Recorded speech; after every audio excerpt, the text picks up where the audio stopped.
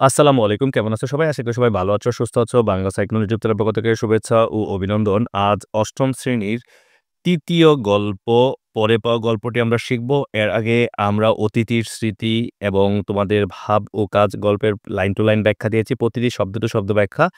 আর তোমাদের বইয়ে যে ১৩ টি কবিতা আছে সবগুলো ব্যাখ্যাই আমাদের চ্যানেলে দেওয়া আছে। ক্লাসগুলো দেখে নিবে। তাহলে পরে পাওয়া এই পরে পাওয়া গল্পটি কে লিখেছেন? এটা তোমাদের পরীক্ষায় আসে এবং তোমরা আমি যে এই পর্যন্ত আমরা যত স্টুডেন্ট পড়িয়েছি যাদেরকেই দিলাম যে পরে পাওয়া গল্পটি কে লিখেছে অধিকাংশই এই বানান ভুল করেছে। তাহলে মনে রাখবা বিভূতিভূষণ বন্দ্যোপাধ্যায়। তাহলে ভালো করে দেখবা এখানে ২ টা ধীরুকার আছে। একটু ভালো করে দেখবা এখানে মধ্যাহ্ন আছে। তারপরে বন্দ্যোপাধ্যায়ের মধ্যে দেখো এখানে জফরলাদ এখানে একটা আছে, এখানে একটা আছে। তাহলে এই বানানটা একটু ভালো করে দেখবা। ক নাম্বারে এমসিকিউতে ক নাম্বারের জন্য প্রায় এই সৃজনশীল আসে যে পরে পাওয়া গল্পটি কে লিখেছে। ক্লিয়ার? ওকে, তাহলে আমরা চলো গল্পটি স পড়ার শুরুতে আমরা একটা ছবি দেখতে পাচ্ছি দেখো। এই যে ছবি দেখো কিছু এই যে আম গাছ দেখতেছো তোমরা। এই আম গাছের এই যে কিছু ছেলেমেয়ে দেখো এখানে আম কুড়াচ্ছে। এইখানে দেখো ২ জন ব্যক্তিকে তোমরা দেখতে পাচ্ছ ২ টা ছেলে। একটা বক্স দেখতে পাচ্ছ। এটা নিয়ে মূলত আমাদের এই গল্পটা। তাহলে আমরা চলো গল্পটা পড়তে থাকি। খুবই গুরুত্বপূর্ণ এটা থেকে পরীক্ষায় অবশ্যই পরীক্ষায় আসবে দেখো। তাহলে গল্পটা শুরু হয়েছে দেখো কালবৈশাখীর সময়টা। কালবৈশাখী বৈশাখ মাসে যখন মনে করো আম কুড়ানোর দিনে কি হয় কালবৈশাখী ঝড়ে আম পড়ে না তাহলে এটা। তাহলে গল্পটা শুরু হয়েছে কালবৈশাখী সময়টা। তাহলে কালবৈশাখী সময়টা। আমাদের ছেলেবেলার কথা। তাহলে এই গল্পের লেখকের ছেলেবেলার কথা এখানে বলছে। ঠিক আছে? তাহলে মনে রাখবা কালবৈশাখীর সময়টা শুরু হয়েছে কোথায়? কালবৈশাখীর সময় দিয়ে। আর তখন কিসের কথা আছে এই গল্পের মধ্যে? লেখকদের ছেলেবেলার কথা আছে। এইবার একটু দেখো, এবার গল্পের চরিত্রগুলো একটু বলবা। বিদু, সিদু, নিদু, তিনু, বাদল এবং আরো অনেকে দুপুরের বিকট গরমের পর নদীর ঘাটে নাইতে গিয়েছি। নাইতে মানে গোসল করতে। দেখো নাইতে নেমেছি এরকম অর্থাৎ গোসল করতে। এই নাইতে মানে হচ্ছে গোসল করতে গিয়েছি। এটা হচ্ছে যে গোসল। তাহলে নাইতে মানে হচ্ছে কি? গোসল। লিখতে মনে নাই তোমরা লিখে নিবা এটা। তাহলে বলো তো গল্পের চরিত্রগুলো কারা আছে? বিদু, সিদু, নিদু, তিনু, বাদল। ঠিক আছে? নাইতে নেমেছি। বেলা বেশি নেই। অর্থাৎ বেশি সময় নেই। সন্ধ্যা হয়ে যাবে। এরকম বেলা বেশি নেই। তারপর দেখো বিদু আমাদের দলের মধ্যে বয়সে সবচেয়ে বড়। তাহলে মনে রাখবা যে এই গল্পে যে বলতেছে পরে পাওয়া এই গল্পের বিদু হচ্ছে দলনেতা। সে হচ্ছে নেতা। বিদু হচ্ছে নেতা, বয়সেও সবচেয়ে বড়। ঠিক আছে? মনে রাখবা বিদু হচ্ছে আমাদের দলের মধ্যে বয়সে বড়। মনে রাখবা সে হঠাৎ কান খাড়া করে বলল, "ওই শুন।" কেন কান খাড়া করে শুনছে জানো? কারণ ওই যে ঝড় আসার আগে অর্থাৎ কালবৈশাখীর ঝড় আসার আগে সু একটা সাউন্ড হয় কিন্তু বাতাসের সাউন্ড। তাহলে দেখো সে কান খাড়া করে বলছে, "ওই শুন।" আমরা কান খাড়া করে শুনবার চেষ্টা করলাম। কিছুই শুনতে বা বুঝতে না পেরে বললাম, "কিরে?" অ এই যে নেতাজি কিন্তু বুইঝা গেছে অলরেডি নেতা। ঠিক আছে? কিন্তু বাকিরা শুনতেছে না, বুঝতেছে না। বিদু আমাদের কথায় উত্তর দিল না। তখনও কান খাড়া করে রয়েছে। অর্থাৎ তখনও সে কি করেছে? শুনতেছে। হঠাৎ আবার সে বলে উঠল, "ওই শুন।" মানে কি ওই সাউন্ডটা আসতেছে শুন। এরপর দেখো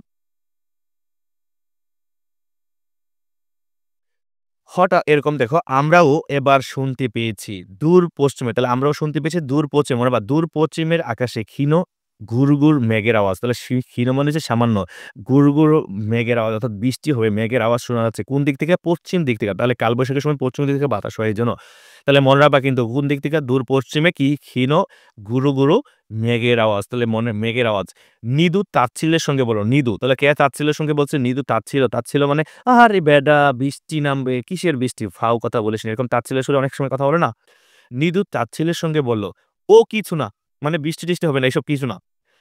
বিদু এই যে আমাদের দলের নেতা বিদু ধমক দিয়ে বলে উঠল, "কিছু না মানে? তুই সব বুঝিস কিনা? তুই সব বুঝিস কিনা? অর্থাৎ এসব তুই কি বুঝিস? বৈশাখ মাসে পশ্চিম দিকে ওরকম মেঘ ডাকার মানে তুই জানিস? ঝড় উঠবে। ঝড় মানে ঝড় বৃষ্টি উঠবে দেখো। এবার পরীক্ষায় এমসিকিউ বা ক নাম্বার আসতে পারে। বৈশাখ মাসে পশ্চিম দিকে মেঘ ডাকার মানে কি? তাহলে কি হবে? কালবৈশাখী ঝড় হবে। কি হবে? কালবৈশাখী ঝড় হবে। আশা করি তোমরা এই লাইনটা বুঝছো। এটা খুবই গুরুত্বপূর্ণ। কা আচ্ছা। অথবা যদি বলে বৈশাখ মাসে ঝড় ওঠার সংকেত কি? পশ্চিম দিক থেকে কি? মেঘের ডাক। ওকে।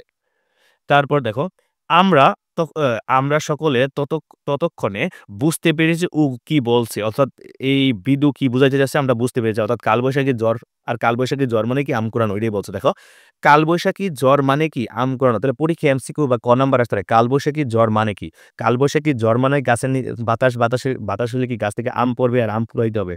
তাহলে ক নাম্বারে এই জিনিসটা আসে। কালবৈশাখী জ্বর মানে আম কুড়ানো অথবা খ নাম্বার আসতে পারে। কালবৈশাখী জ্বর মানে আম কুড়ানো কথাটি বুঝিয়ে লেখো। ওকে। তারপরে দেখো ভারতজোদের মাঠের বাগান। তাহলে মনে রাখবা তাহলে কার নাম দেওয়া আছে? ওরকম আমরা বলতে পারি বিদুদের বা বা মানে মাঠের বাগান। তাহলে এখানে আমাদের মনে রাখবা বারুজ্যেদের মাঠের বাগান। তাহলে মনে রাখবা তাহলে কার নাম দেওয়া আছে ভালো করে মনে রাখবা। এটা পরীক্ষায় কিন্তু আসে বারুজ্যদের। তাহলে এই বানানটার মধ্যে একটা জফল আছে দেখো। বারুজ্যদের মাঠের বাগান। চাপাতলির আম। তাহলে কিরকম আম? ল্যাংড়া এরকম বিভিন্ন নাম আছে না? তাহলে এখানে হচ্ছে চাপাতলি আম। চাপাতলি বানানটা যদি এরকম আসে তাহলে বারুজ্যদের মাঠের বাগানে কি আম আছে? চাপাতলি। তখন চাপাতলি লেখার সময় চন্দ্রবিন্দু অবশ্যই দিবা এবং দীর্ঘিকার তার তলি বানানটা দীর্ঘিকার দিবা। তাহলে ভারতজোদের মাঠের বাগানে কি আছে? চাপাতলির আম। অর্থাৎ চাপাতলির আম কোথায় আছে? ভারতজোদের মাঠের বাগানে। ২ ভাবে এমসিকিউ আসতে পারে, ক নাম্বার আসতে পারে। এই অঞ্চলের বিখ্যাত পরীক্ষায় আসতে পারে ভারতজোদের মাঠের বাগানের যে চাপাতলির আম এই অঞ্চলের বিখ্যাত বা ভারতজোদের মাঠের বাগানের যে আম তাহলে কি আম? চাপাতলির আম। বিখ্যাত আম কি? ক্লিয়ার? মনে রাখবা এটা কিন্তু খুবই ইম্পোর্টেন্ট। মিষ্টি কি? মিষ্টি কি মানে অনেক মিষ্টি। অর্থাৎ এই আমগুলো কি অনেক মিষ্টি। এই সময়ে পাকে অর্থাৎ এখন এই কালবৈশাখী ঝড়ের সময় পাকে। তার মানে ঝড়ের সময় বৃষ্টি তার মানে কি আমগুলো পড়ে। আচ্ছা, ঝড় উঠলে তার তলায় অর্থাৎ তলায় মানে হচ্ছে তার নিচে ভিড়ও তেমনি অর্থাৎ সবাই এসে এটার নিচে ভিড় করে। কারণ এখানে আম পড়তে থাকে। যে আগে পৌঁছেছে, যে আগে গিয়ে পৌঁছাতে পারে তারই জয়, তারই লাভ বেশি। অর্থাৎ যে আগে গিয়ে পৌঁছাতে পারবা সে ওই আম বেশি কুড়াইতে পারবা। তাই বলছে যে আগে গিয়ে পৌঁছাতে পারে তারই জয় মানে তারই লাভ বেশি। সবাই বলল, "তবে থাক, এখন গোসল করতে নামতে।" আচ্ছা কথা হচ্ছিল ১ম কিন্তু নাইতে নামবে, সবাই গোসল করতে নামবে। ঠিক আছে? তার মানে এখন সবাই বলতেছে, "তাহলে থাক, এখন গোসল করতে যাব না। এখন কি করতে হবে? আম কুড়াইতে যাওয়া লাগবে।" ক্লিয়ার? ওকে। কিন্তু তখনও রোদ গাছপালার মাথায় দিব্যি রয়েছে। দিব্যি মানে হচ্ছে চমৎকার। তার মানে এখনো তখন গাছপালার উপরে এখনো কি হচ্ছে? মানে গাছপালার উপরে এখনো চমৎকার রোদ রয়েছে। অর্থাৎ বৃষ্টি যে নামবে এই বিষয়ে অনেকেরই ডাউট আছে। বৃষ্টি আদৌ কি নামবে কিনা? ঠিক আছে? কিন্তু নেতাজি এই কথা বলছে তার মানে মানতেই হবে বা এরকম অর্থাৎ বিদু তার মানে এখনো অনেকের মনে সন্দেহ ছিল কিন্তু দিব্যি অর্থাৎ এখনো কি রোদ আছে তার মানে বৃষ্টি কোথা থেকে নামবে? আমাদের অনেকের মনে সন্দেহ তখনও দূর হয়নি। অর্থাৎ অনেকের মনে এখনো সন্দেহ আছে বৃষ্টি নামবে কি নামবে না। আসলে কি এরা এই সাউন্ড অন্য সাউন্ড কিনা? আচ্ছা, ঝড় বৃষ্টির লক্ষণ তো কিছু দেখা যাচ্ছে না। তবে বহু দুরাগত অর্থাৎ বহু দুরাগত ক্ষীণ অর্থ সামান্য মেঘের আওয়াজ শোনা যাচ্ছে। অর্থাৎ বহুদূর থেকে সামান্য মেঘের আওয়াজ শোনা যাচ্ছে। ওরই ক্ষীণ সূত্র ধরে অর্থাৎ ক্ষীণ সামান্য সূত্র ধরে বুকার মতো চাপাতলির তলায় এটা দেখো চাপাতলি আচ্ছা আগে দেখো চাপাতলির বানানে চন্দ্রবিন্দু ছিল আবার এখানে চন্দ্রবিন্দু দেয় না তোমরা চন্দ্রবিন্দু দিয়ে দিবা অর্থাৎ ক্ষীণ সূত্র ধরে বুকার মতো চাপাতলির তলায় যাওয়া কি ঠিক হবে কেউ প্রশ্ন করতেছে আমরা কি বলদের মতো অর্থাৎ বুকার মতো কি ওই গাছের নিচে যে যাবো এটা কি ঠিক হবে গোসল করতে নামতেছি গোসল করে ফেলি অর্থাৎ তাদের এখনো অনেকের মনে কি কনফিউশন ছিল ডাউট ছিল ওকে এরপর দেখো বিদু আমাদের সকলের সংশয় দূর করে দিল সংশয় মানে হচ্ছে সন্দেহ তাহলে বিদু আমাদের সকলের সংশয় দূর করে দিল পরীক্ষা আসতে পারে আমাদের সকলের সংশয় দূর করে দিল কে? বিদু। আচ্ছা। আর এখানে সংশয় কি নিয়ে? অর্থাৎ এখন যে কালবৈশাখী ঝড় হবে কি হবে না এটা নিয়ে। ঠিক আছে? যেমন সে চিরকাল আমাদের সকলের সংশয় দূর করে এসেছে। এখন পরীক্ষা আসতে পারে যেমন সে চিরকাল আমাদের সকলের সংশয় দূর করে দিয়েছে। এখানে সে কে? সে হচ্ছে বিদু। কারণ বিদু হচ্ছে বয়সে বড় এবং হচ্ছে সবার দলের নেতা। তাহলে মনে রাখবা এটা সে মানে হচ্ছে বিদু। সে জানিয়ে দিলে অর্থাৎ সে জানিয়ে দিলে যে সে নিজে এখনই চাপাতলির আমতলায় যাচ্ছে। অর্থাৎ বিধু বলতেছে, "আমি এখন চাপাতলির আমতলায় যাবো। যার ইচ্ছা হবে সে ওর সঙ্গে যেতে। অর্থাৎ তোমাদের মন চাইলে আমার সাথে যাও, মন না চাইলে তোমরা গোসল করো, না যাও এটা তোমাদের পার্সোনাল বিষয়।" ওকে। তারপরে দেখো, এরপর আর আমাদের সন্দেহ রইল না। ভিদু যেহেতু যাইতেছে তার মানে আমাদের সন্দেহ রইল না। আমরা সবাই ওর সঙ্গে চললাম। অল্পক্ষণ পরেই প্রমাণ হলো আমাদের চেয়ে কত বিজ্ঞ। বিজ্ঞ মানে হচ্ছে অভিজ্ঞ। ও হচ্ছে বিদু। তাহলে পরীক্ষায় আসবে ও আমাদের চেয়ে অল্প সময়ের মধ্যে পরেই প্রমাণ হলো ও আমাদের চেয়ে কত বিজ্ঞ। এখানে ও বলতে কাকে বোঝানো হয়েছে? তাহলে ও বলতে কি বিদুকে বোঝানো হয়েছে। অর্থাৎ বিদু আমাদের মধ্যে সবচেয়ে অভিজ্ঞ। ভীষণ ঝড় উঠল অর্থাৎ প্রচন্ড ঝড় উঠল। কালো মেঘের রাশি উড়ে আসতে লাগলো পশ্চিম দিক থেকে। তাহলে মনে রাখবা কালবৈশাখী ঝড়ের সময় পশ্চিম দিক থেকে বাতাস আসে। ক্লিয়ার? তাহলে কালো মেঘের রাশি উড়ে আসতে লাগলো পশ্চিম দিকে। বড়, বড় গাছের মাথা ঝড়ের বেগে লুটিয়ে পড়তে লাগলো। অর্থাৎ যখন প্রচন্ড ঝড় হয়, তাই বা গাছগুলো একদম বাঁকা হয়ে যায়। আর গাছের অগ্রভাগ বা আগাগুলো ধুলোতে চারদিকে অন্ধকার হয়ে গেছে। অর্থাৎ চারদিকে ধুলা উড়তে, উড়তে কি হয়েছে? অন্ধকার হয়ে গেছে। অর্থাৎ মাটির যে ধুলাগুলো অন্ধকার হয়ে আছে। একটু পরে ঠান্ডা হাওয়া বইছে। অর্থাৎ বাতাস বইতে শুরু করছে। একটু আগে ঠান্ডা হাওয়া বইতেছে। আর এই ঠান্ডা হাওয়ার মানে হচ্ছে কোথাও বৃষ্টি হচ্ছে। অর্থাৎ এই ঠান্ডা হাওয়া আসতেছে। ক্লিয়ার?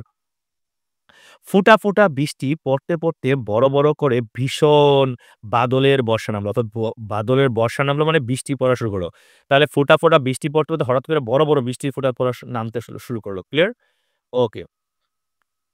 এবার দেখো বড়, বড় আমবাগানের তলাগুলো ততক্ষণে ছেলেমেয়েদের পূর্ণ হয়ে গিয়েছে। অর্থাৎ আমবাগানের তলা মানে নিচে। আমবাগানের নিচে ততক্ষণে ছেলেমেয়েরা পূর্ণ হয়ে গেছে কেন? আম কুড়ানোর জন্য।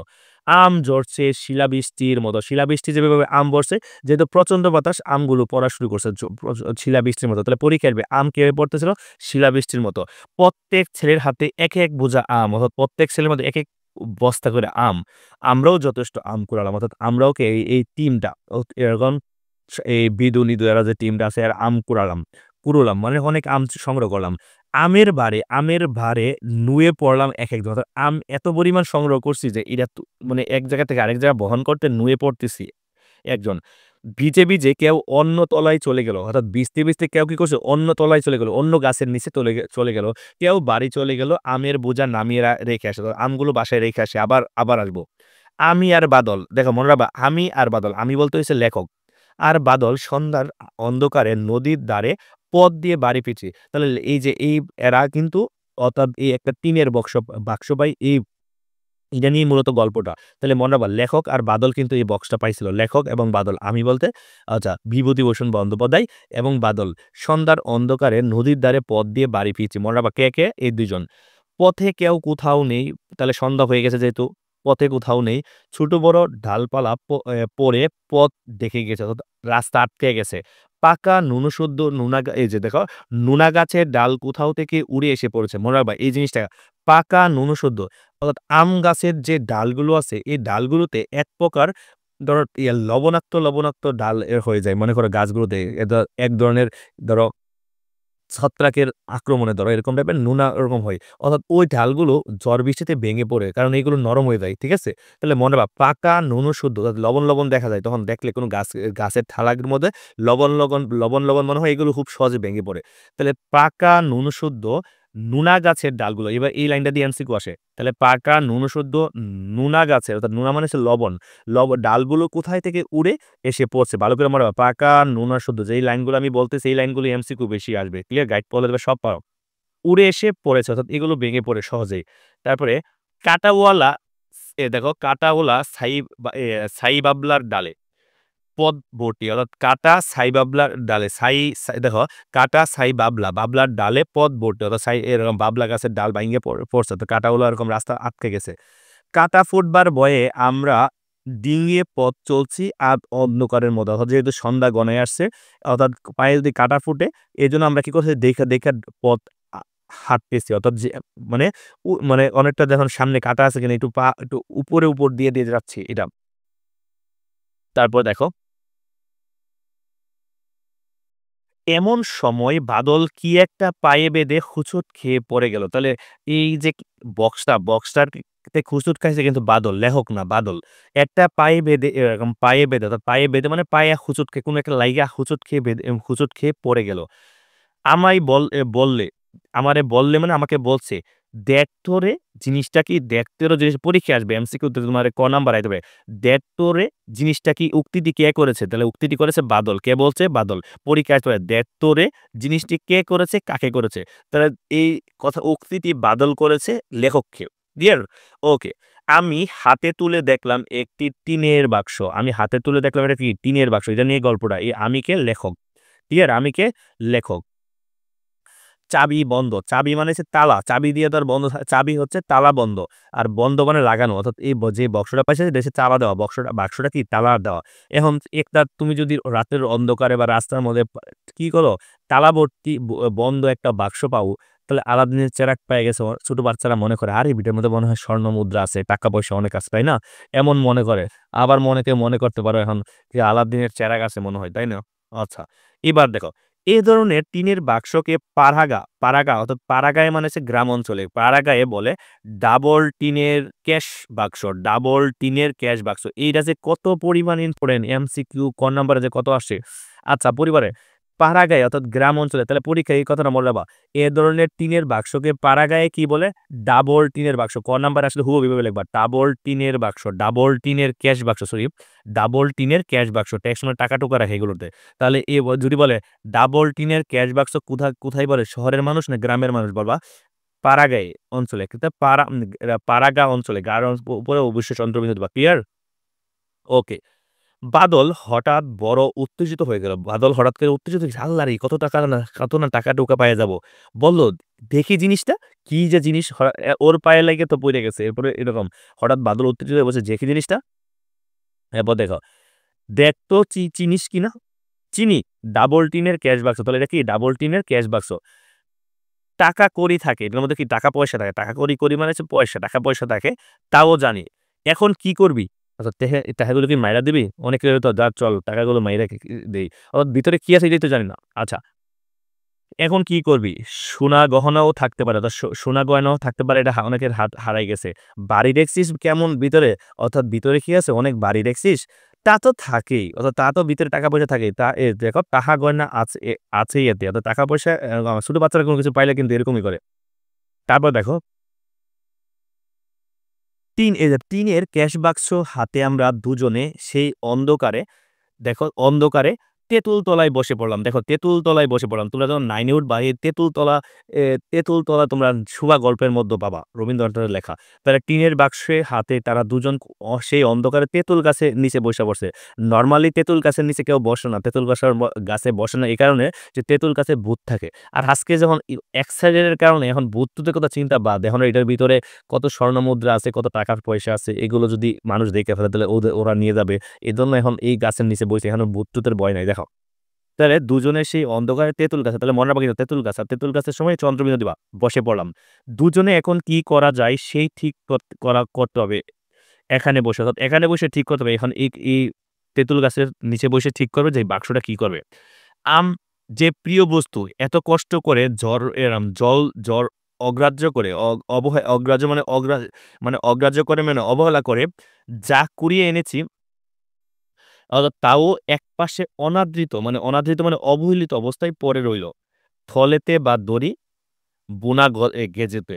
অর্থাৎ নরমালি হচ্ছে দেখো, তাদের কাছে সবচেয়ে গুরুত্বপূর্ণ কি গোসল করতে নামবে। এই গোসল করা বাদ দিয়ে এরা আম কুড়াইতে গেছে সবাই। ঠিক আছে? এই আম হচ্ছে যেহেতু আম পাইছে, আমগুলো একটা থলেতে কি করছে? বাইন্ধা রাখছে। মানে থলেতে মনে করো দড়ি দিয়ে বাইন্ধা রাখছে। এখন আম খুবই গুরুত্বপূর্ণ তাদের কাছে। কিন্তু আমের চেয়েও গুরুত্বপূর্ণ জিনিস আছে একটা কি?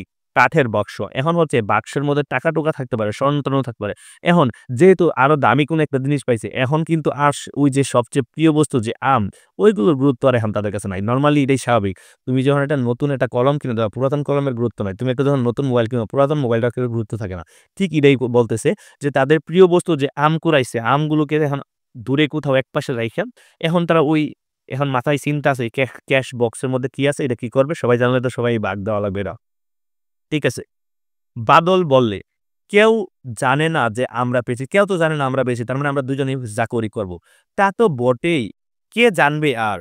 এখন কি করা যায় বল? বাক্স তো তালা বন্ধ। তাহলে বাক্সটা কি এখন তালা বন্ধ। বাক্সটা কি এখন? তালা বন্ধ। Okay fine. মানে তালা লাগানো।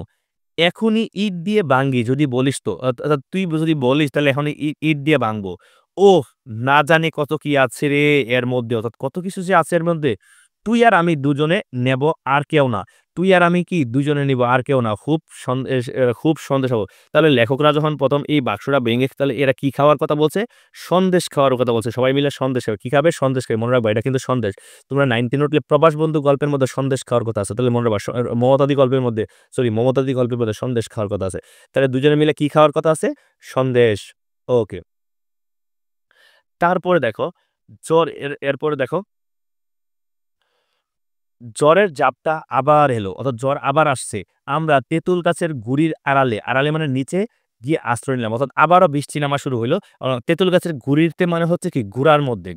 গাছটা তো অনেক মোটা আর গুড়ার মধ্যে একটা গাছের নিচে আমরা আশ্রয় নিলাম বৃষ্টি হলে, নিয়ে আশ্রয় নিলাম। তেঁতুল গাছে ভূত আছে সবাই জানে। তাহলে পরীক্ষায় আসবে কোন গাছে জানি ভূত আছে গল্প অনুযায়ী তেঁতুল গাছে ভূত আছে। আর ভূত বানান হচ্ছে দীর্ঘকার। মনে রাখবা ভূত বানান হচ্ছে দীর্ঘকার। ঠিক আছে? সকল ভূত বানান দীর্ঘকার। তাহলে তেঁতুল গাছে ভূত আছে আমরা সবাই জানে। কিন্তু ভূতের ভয় দেখো এবার দেখো। কিন্তু ভূতের ভয় আমাদের মন থেকে চলে গেল। কারণ এখন তাদের মধ্যে একটা আলাদা উত্তেজনা আছে। ক্লিয়ার? যদি এই বাক্স অন্য কেউ দেখে তাহলে নিয়ে যাবে। এজন্য এখানে ইয়ে করতে হবে। তখন মনে রাখবা। ঠিক আছে? আ আ বা আমরা যখন খেলা দেখতে বসি মনে করেন বা যাদের যেই বাংলাদেশের খেলা বা কোন একটা দেশের খেলা জিততে যাবে বা ঘুম ভাব তখন সব চলে যায়। তো এই উত্তেজনার কারণে ঠিক এই ঘটনা এখানে ঘটছে। অর্থাৎ মন থেকে চলে গিয়েছে।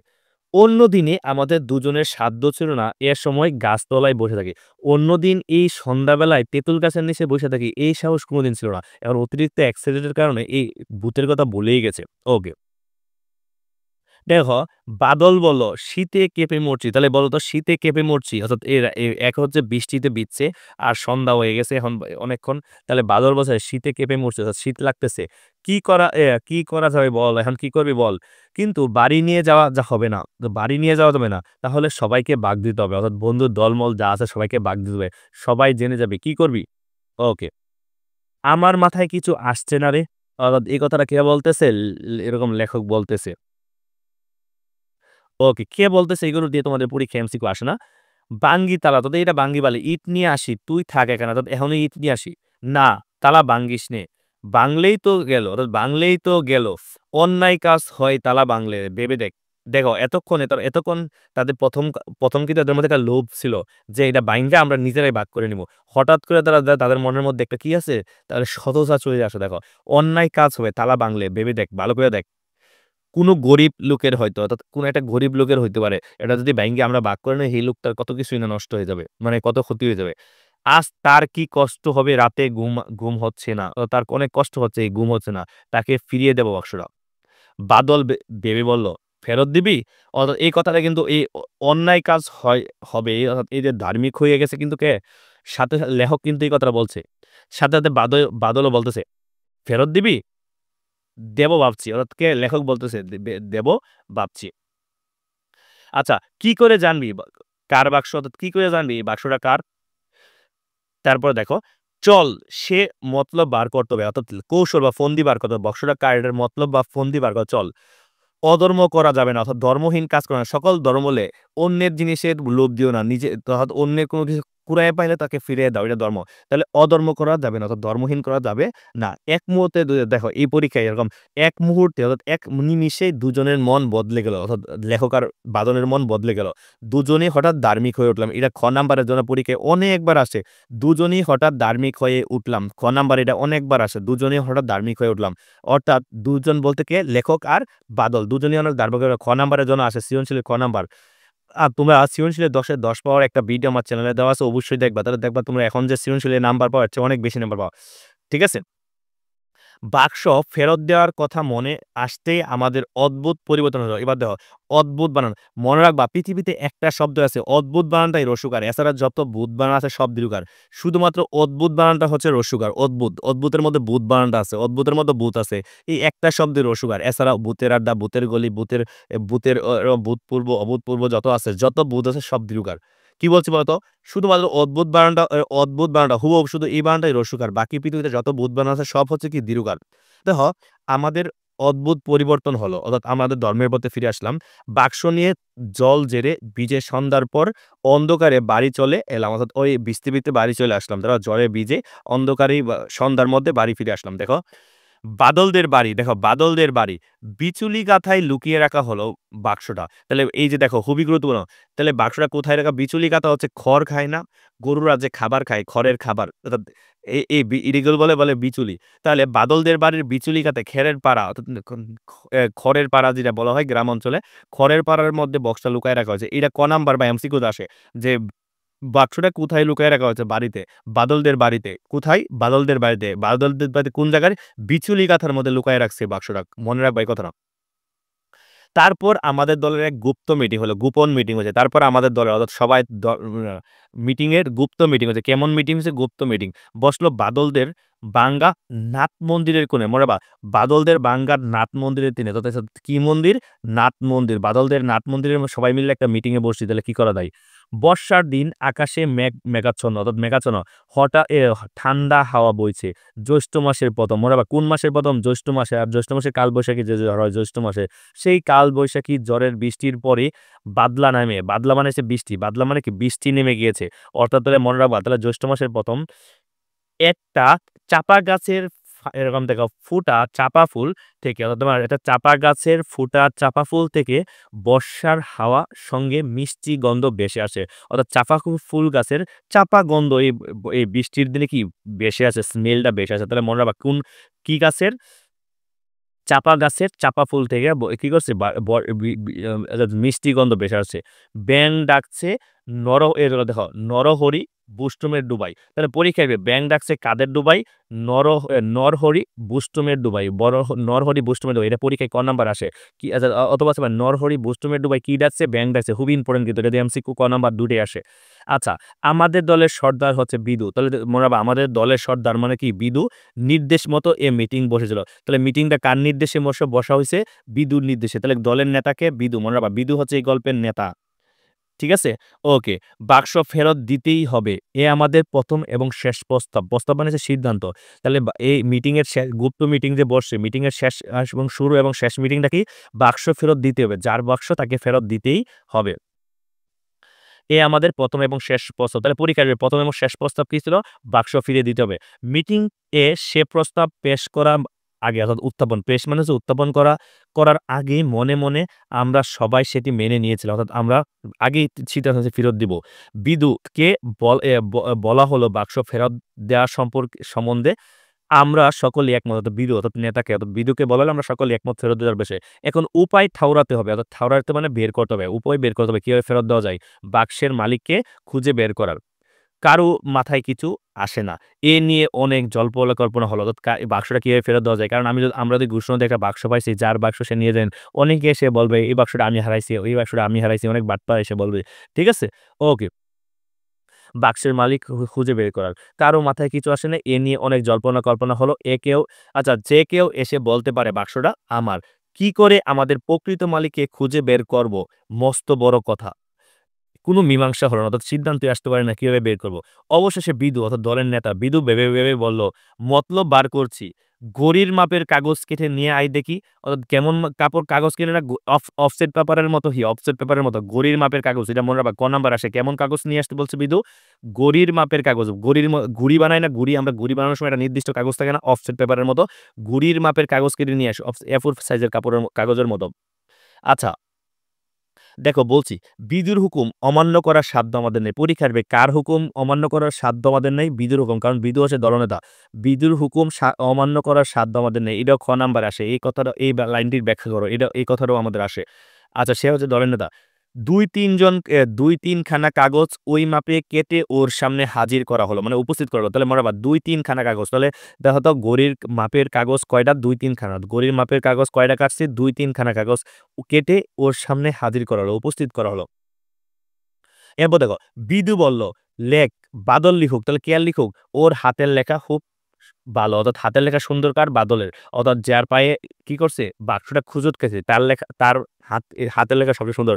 বিদু বলল, দেখ, বাদল লিখুক, ওর হাতের লেখা ভালো। পরীক্ষা যদি আসে বাদল লিখুক, ওর হাতের লেখা ভালো, উক্তিটি কে করছে? বিদু।